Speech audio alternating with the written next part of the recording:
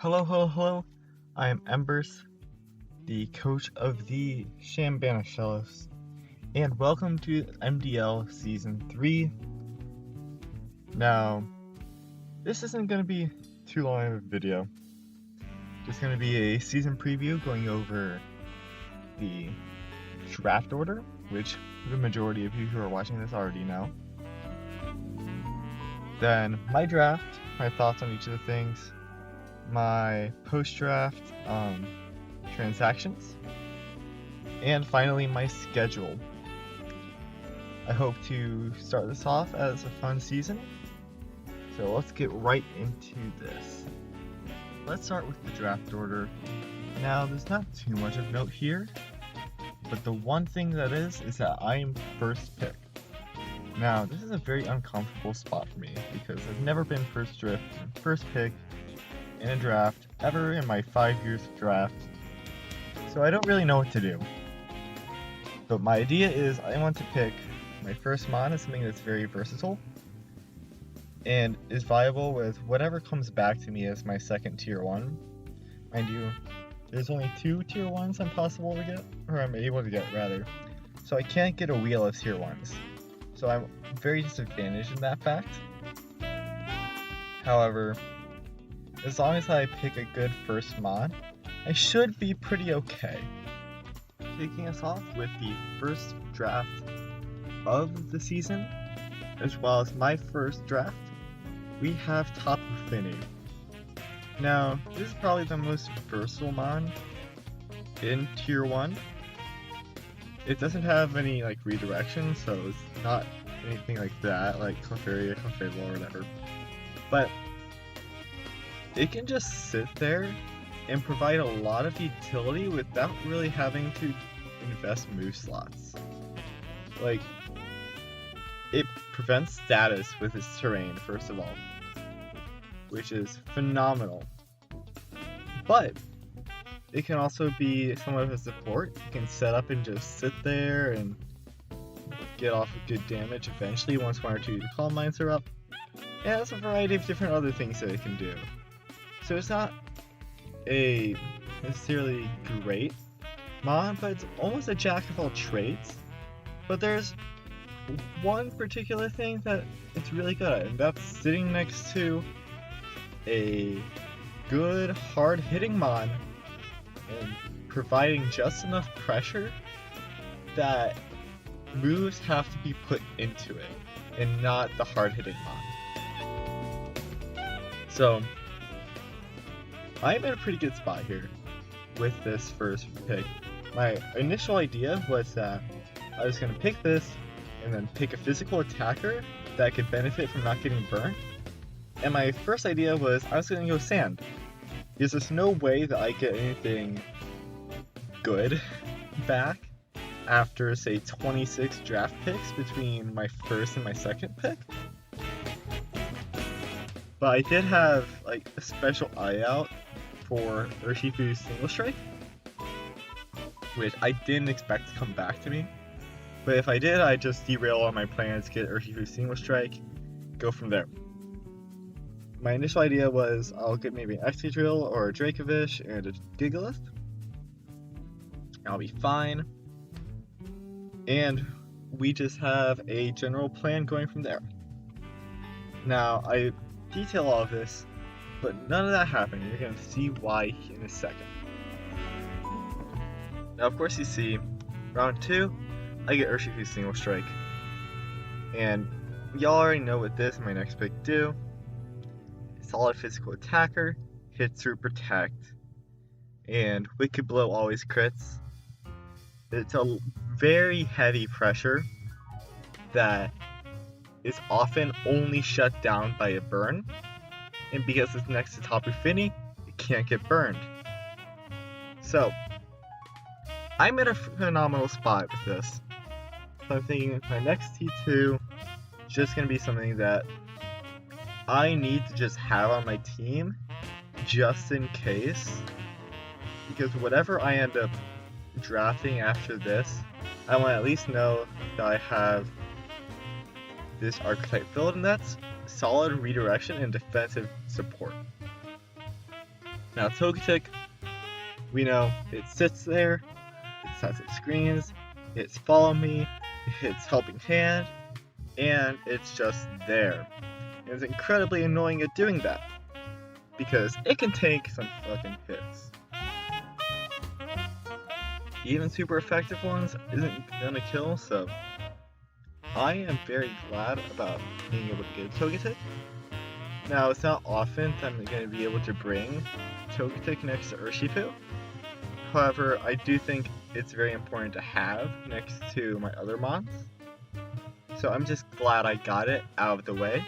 So I'm set up in a very strong position going into the next wheel. And in this next wheel, my idea is that I want to pair something with the rest of my mons so far that also provides a good source of damage pressure, as well as good variety. And of course, that is going to be Magnezone for me.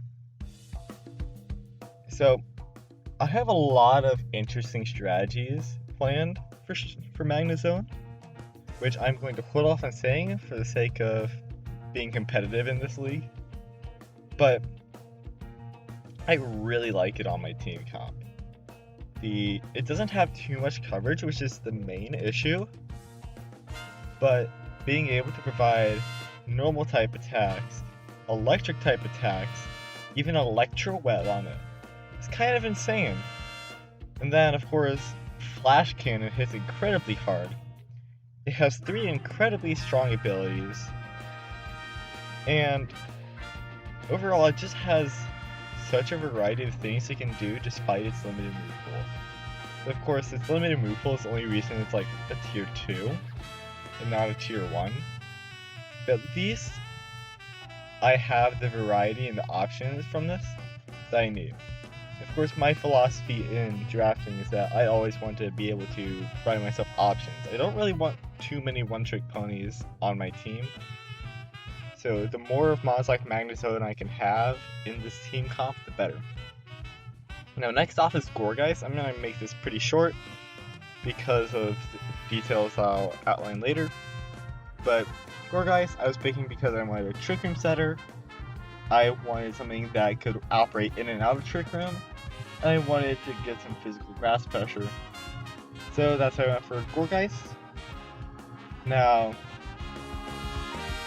Trick Room I know on it isn't the greatest, however, it's good to have at least. So, that's all I'm going to really say. I'm feeling pretty confident going into the next round. Alright, so into the next wheel, we have Talonflame and Mesprit.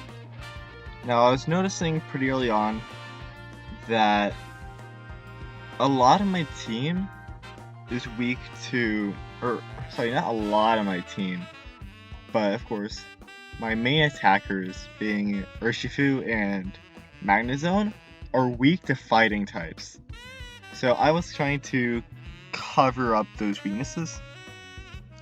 So of course, I get Talonflame, which is also going to be my main grass check. It also has priority Tailwind, which supports Urshifu incredibly well. And then next I have Mesprit, which provides good psychic coverage. It's got a very good move pool as well as solid, I think base 105 or 115 stats, which I'm pretty okay with. Now of course, those stats I believe are in attack, special attack, and speed. Either that or the defenses. I have no clue where those are. I just remember I saw three stats at like 105 or 115, which benefited me better than whatever Yuxi had. So that's why I'm going Mesprit. I believe it has Trick Room as well. I'm not entirely sure of that, though I don't think it's going to be a primary Trick Room setter. This team isn't made to operate outside of, or in Trick Room rather, though it does have plenty of options with Magnezone and with one of my following picks to operate inside Trick Room pretty well and not get too caught up.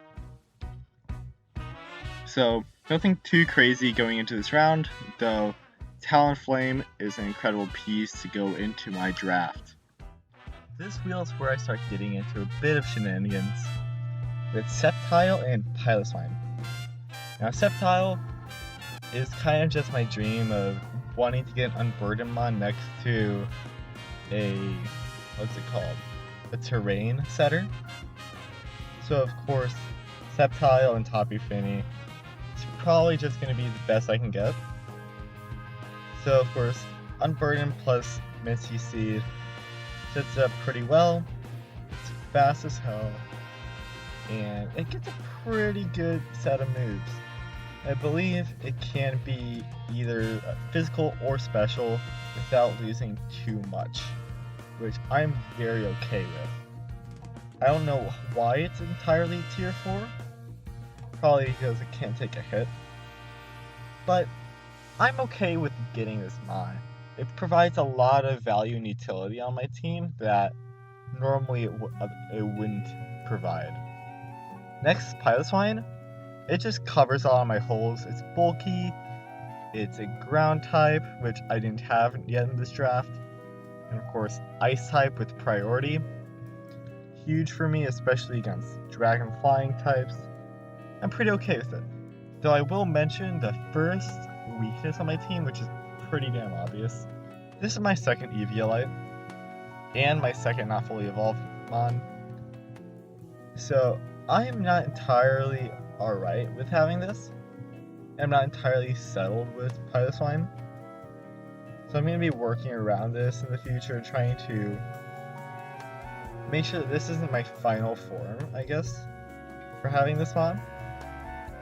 But for now, I think it's pretty okay. It's going to come in enough where I'm not going to be too upset about wasting the Eviolite on.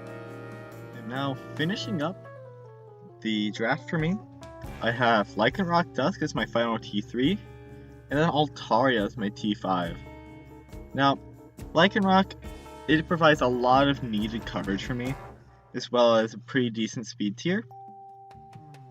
I desperately needed Rock-type coverage on my team, which I found by taking a pretty decent analysis of it at that point. Plus, it provides phenomenal priority with Accelerock, which is going to force a lot of prep, which, honestly,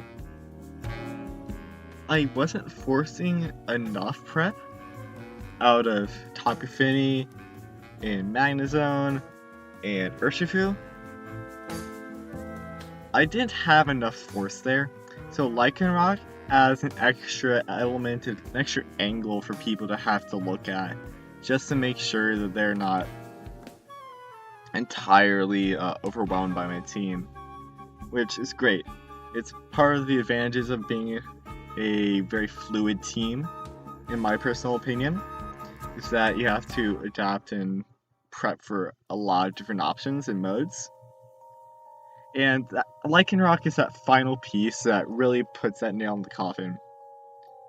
Then Altaria, I didn't have a dragon type on my draft, and Altaria is about the best thing I can do for it. Its stats aren't amazing, however, it's a T5, what can you expect? But it gets Cloud 9, which is good for working with weather, which my team doesn't really do a great job with.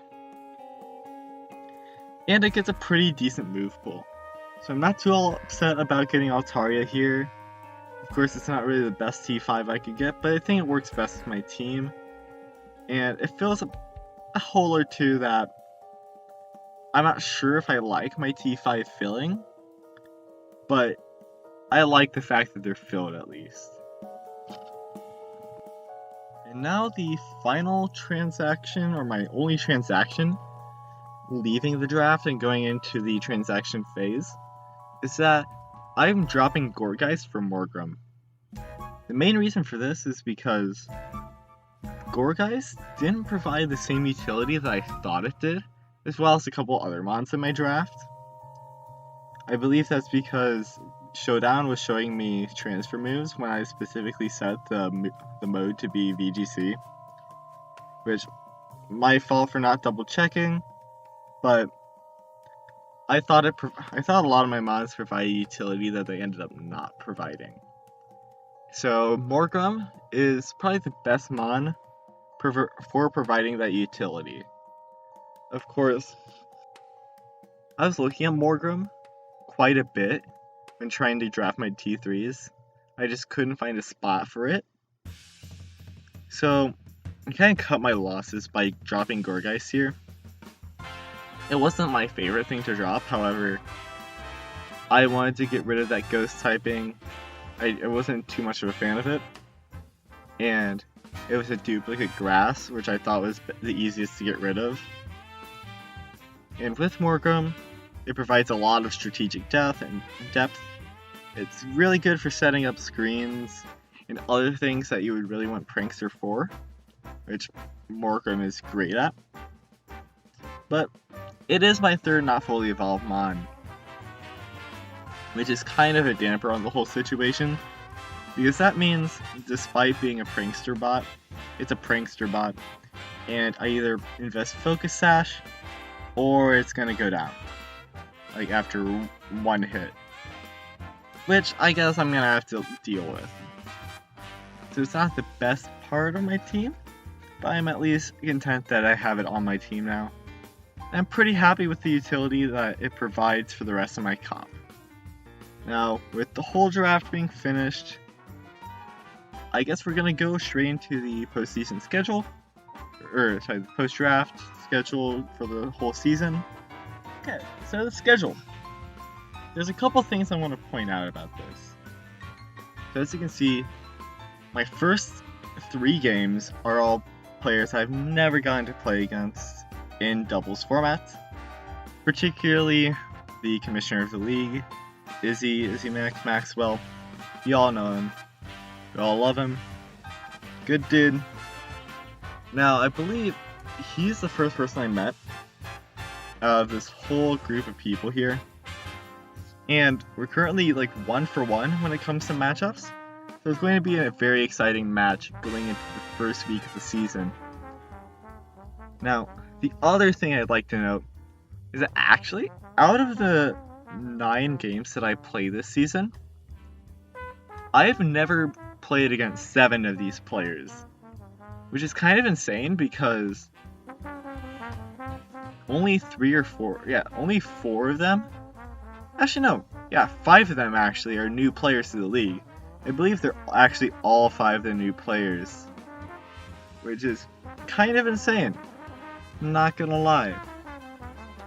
So I get to play against all of the new players, plus Izzy and Dark, who I didn't get to play against last season. So the only opponents I'm vaguely familiar with are Ryan and Jess, who Ryan was a very close battle, so I'm very much looking forward to that. And Jess beat my ass, so I'm looking for revenge. So that's the preseason overview. Hope y'all enjoy, and I look forward to playing against y'all in the league. See you then.